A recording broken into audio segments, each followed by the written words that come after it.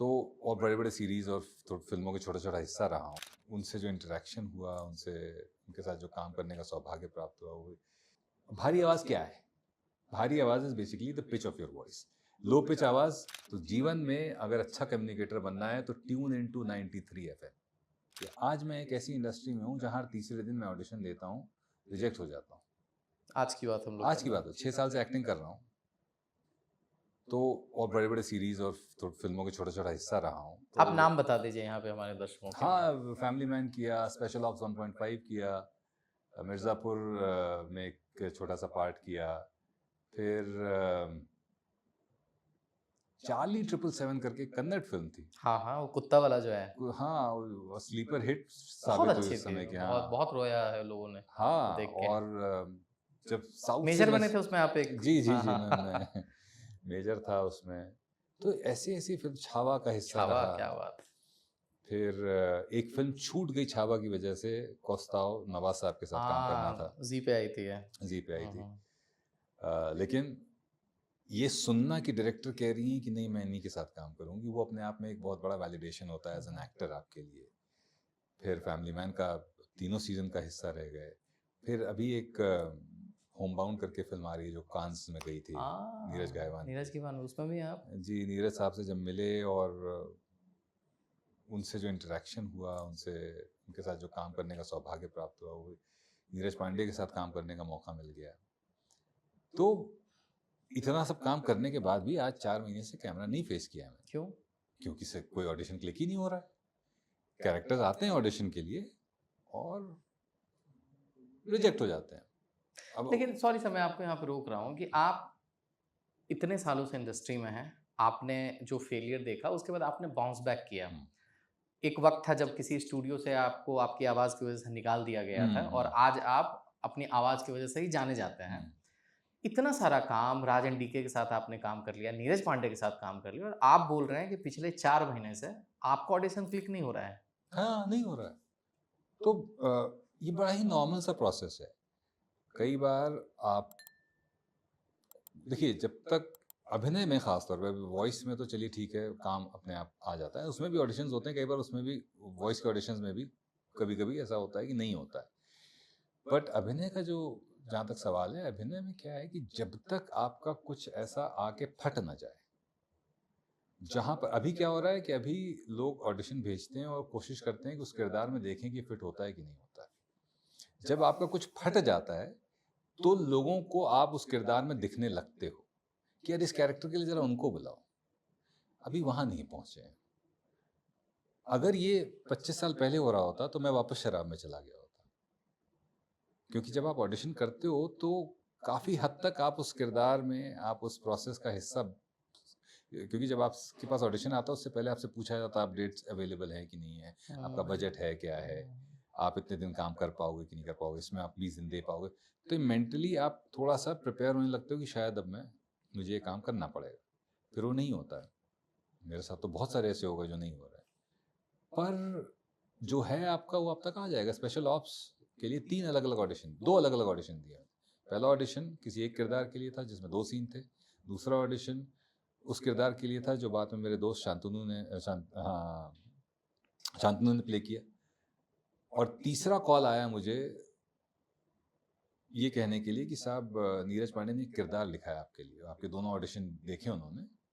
जिस जो ऑडिशन में नहीं हुआ तो उसके वो देख के उन्होंने तीसरा, तो जो होना है वो आप तक आ ही जाएगा। तो ये समझ उन हादसों के बाद अब मेरे पास आ चुकी है।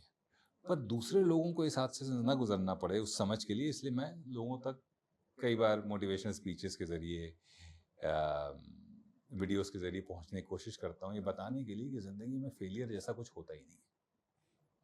यहाँ से चले, यहाँ पहुंचना है, चल रहे हैं चल रहे हैं चल रहे हैं, यहाँ गिर गए, फिर वापस आ गए, लेकिन इतना जो सफ़र तय किया वो है अनुभव।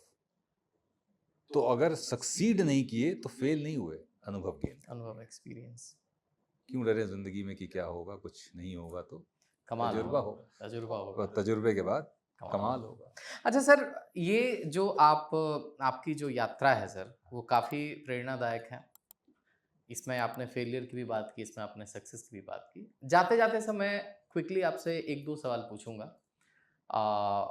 जो आपकी पहचान आज बनी आपने आपकी आवाज़ की वजह से है सर, कि आज ये जो पॉडकास्ट देख रहे हैं जो अपनी आवाज़ पे काम करना चाहते हैं, जो अपनी आवाज़ को अच्छा बनाना चाहते हैं, उनके लिए कुछ प्रो टिप्स अगर आपके पास हैं कि कुछ अगर एक्सरसाइज है या कुछ अगर ऐसा सजेशन है, तो मैं चाहता हूँ वो एक बार आप बताएं दे- सर। लोग क्या सोचते हैं कि आजकल हैक्स का ज़माना है, तो कोई हैक दे दीजिए जिससे ये हो जाए। दो तरह के सवाल मेरे पास बहुत आते हैं, आवाज़ पे हमें काम करना है कैसे कर सकते हैं, और आवाज़ भारी कैसे कर हम्म, सकते हैं।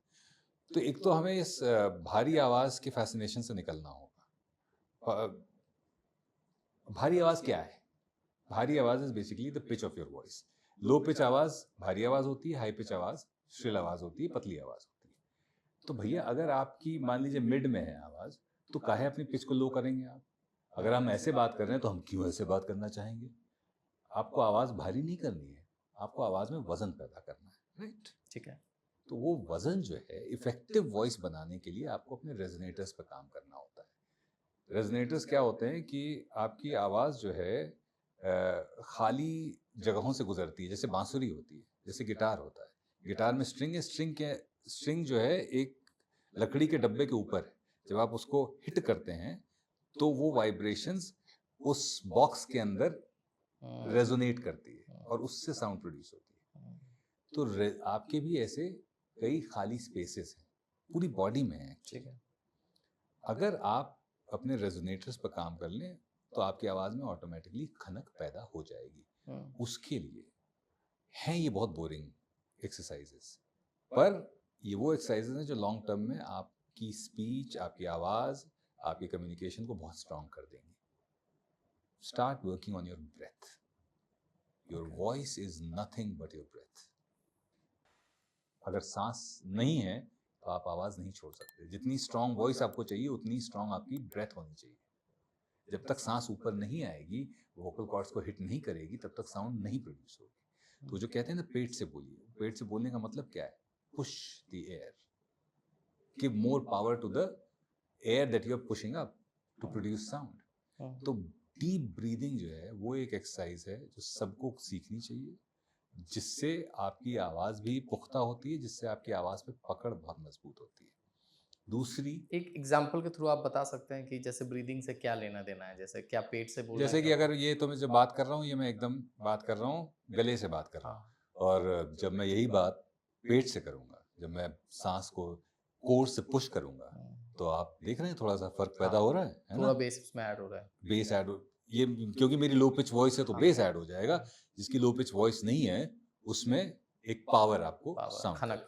खनक साउंड करेगी। ये एक चीज हो गई। दूसरा प्रो मैक्स टिप सबसे इंपॉर्टेंट, कम्युनिकेशन क्या है? शब्द। हम कॉन्वर्सेशन और कम्युनिकेशन को थोड़ा कंफ्यूज कर लेते हैं। हमें लगता है कि क्योंकि हम बातचीत कर लेते हैं, कॉन्वर्सेशंस कर लेते हैं, तो हम कम्युनिकेट भी कर लेंगे, मतलब हमारी कम्युनिकेशन स्किल्स अच्छी हैं।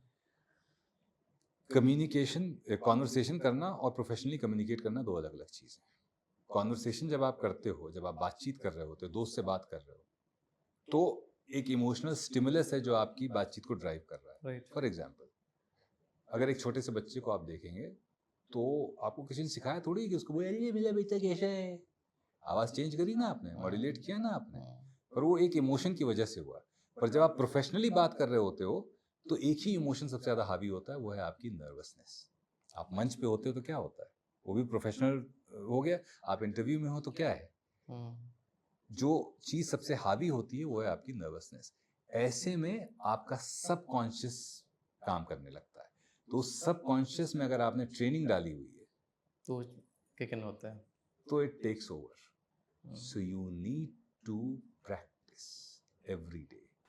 What practice? What practice? The words. Communication क्या है? इवेंचुअली शब्द है। शब्दों पर अगर see, good communication is nothing but a small journey between here and here, mind and speech. इसका कनेक्शन अगर बैठ जाए तो कम्युनिकेशन हो जाएगा। उसका कनेक्शन कैसे बैठेगा? उसका कनेक्शन तभी बैठेगा जब mind is free of prejudices, mind is not preoccupied with stress। क्या स्ट्रेस होते हैं? इसको हम कहीं गलत ना बोल दें, हमें शब्द नहीं मिला तो क्या होगा। जब ये स्ट्रेस है तो थॉट और ये होता है। कनेक्शन टूट जाता है। इतनी आपने ट्रेनिंग कर रखी है कि आपको शब्दों के लिए सोचना ही नहीं पड़ रहा है, शब्द ऑटोमेटिकली आ रहे हैं। हाँ, ये इसको हम स्पोर्ट्स की तरह समझाते हैं। जब 150 पे गेंद आती है तो आप रिएक्ट कर रहे होते हो, आप सोचते नहीं हो कि अगर ये शॉट होगी तो मैं पुल करूं। क्योंकि मैंने पहले से प्रैक्टिस कर इतनी रखी है। प्रैक्टिस मसल मेमोरी में है कि जैसे ही वो आधी पिच पे दिखी हमारा बल्ला, अपने आप हमारी पोजीशन वैसी हो गई ऑटोमेटिकली और हमने बल्ला चला दिया। इतनी प्रैक्टिस चाहिए आपको कम्युनिकेशन की, और वो प्रैक्टिस है बड़ी सिंपल। ब्रीदिंग पे काम करिए, क्योंकि जब आप स्ट्रेस्ड होते हैं तो आपकी ब्रीदिंग जाती है। तो ब्रीदिंग इतनी स्ट्रांग होनी चाहिए कि हर सिचुएशन में वो बनी रहे, वो सांस पर पकड़ बनी रहे। इसलिए ब्रीदिंग पे काम करिए, शब्दों पर काम करिए, ताकि आपके दिमाग का कनेक्शन शब्दों के साथ जुड़ा हुआ हो। ताकि अगर मैं बोलूं कि मुझे आपसे कुछ बहुत बड़ा करवाना है, तो वो बड़े के साथ जो इंटोनेशन है वो ऑटोमेटिकली अपने आप आए, उसके साथ मेरी बॉडी वैसे मूव करे। एल्बर्ट मेहराबियन का एक प्रिंसिपल है 7-38-55। 7% of your communication happens through your content, 38% happens through speech, 55% happens through your body. तो जीवन में अगर अच्छा कम्युनिकेटर बनना है तो ट्यून इनटू 93 FM। 38% और 55% को जोड़ दीजिए, यानी कि अपनी स्पीच और बॉडी को इतना ट्रेन कर दीजिए कि वो एकदम सिंक में आ जाए। जब वो सिंक में आ जाएंगी तो कम्युनिकेशन मैजिकल हो जाएगा। मैजिकल हो जाता है, जो कि जिस तरह से आपका मैजिक दिखता है। अच्छा सर, मेरे को एक और बता दीजिए कि ये मेरे ऑफिस वालों ने बोला हाँ। कि उनके दिमाग में भी ये सवाल है कि जो वॉइस आर्टिस्ट होते हैं हाँ, ये कमाते कितना है? क्या मतलब एक रिकॉर्डिंग की मतलब क्या पैसा मिलता है? या अगर आप अपना एग्जांपल दे सके कि जो आप अपनी आपने जो पहला रिकॉर्डिंग किया था उसमें आपको कितना मिला था और नॉर्मली रेट क्या है इंडस्ट्री का? वॉइस आर्टिस्ट अगेन डिपेंड्स कि आप कितना अनुभव है और कितना आपका काम फटा है। ठीक है, तो आप हो सकता है 5 साल 10 साल से भी हों इंडस्ट्री में, पर कोई ऐसा बहुत बड़ा काम ना फटा हो, तो ठीक है, आप बेसिक कमा सकते हैं, अच्छा कमा लेते हैं। बेसिक कितना होता है? यार सब चीज़ों का अलग है। आजकल तो यार बहुत सारे लोग 5-5 हज़ार रुपए में वॉइस ओवर कर देते हैं। मतलब एड, जैसे अगर मैं एड फिल्म की बात करूं तो लोग 5,000 में भी कर देते हैं, जिसका मैं 1.25 लाख भी चार्ज कर लेता हूँ, डिपेंडिंग ऑन कितना यूसेज है। मैं 20,000 में भी आजकल काम कर देता हूँ कुछ कुछ, जिसके लिए लोग 3,000-4,000 में भी काम कर लेते हैं।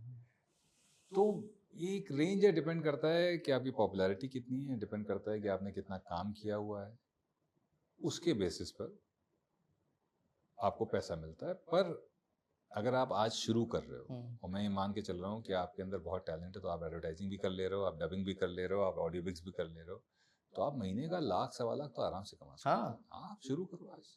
लाख आपके अगर वॉइस थोड़ी डिसेंटली ट्रेंड है और एक्सप्रेशन अच्छे हैं, 1 लाख 1.5 लाख आप कमा सकते हो। पर कहाँ पे जाना है, किसको कांटेक्ट करना है कि कोई अगर इस स्टूडियोज, अच्छा, सबसे इम्पोर्टेंट आइडेंटिफाई करिए कि आपके शहर में कौन से स्टूडियोज हैं, जो रिकॉर्डिंग स्टूडियोज जहाँ पे एड फिल्म डब होती है, जहाँ पर फिल्में डब होती हैं, सीरीज डब होती है। बॉम्बे है तो बॉम्बे में बड़ा आसान है, आपको स्टूडियोज में अप्रोच करना। और ये ना सोचें कि अप्रोच करेंगे तो पता नहीं जवाब मिलेगा नहीं। में वो स्टूडियोज इंतजार कर रहे हैं नए टैलेंट का। लास्ट तक रुके हो, मतलब क्लिप आपको इंटरेस्टिंग लगी तो subscribe to digital commentary clips, और फुल पॉडकास्ट तो इससे भी ज्यादा इंटरेस्टिंग है, जिसका लिंक आपको डिस्क्रिप्शन बॉक्स में मिल जाएगा।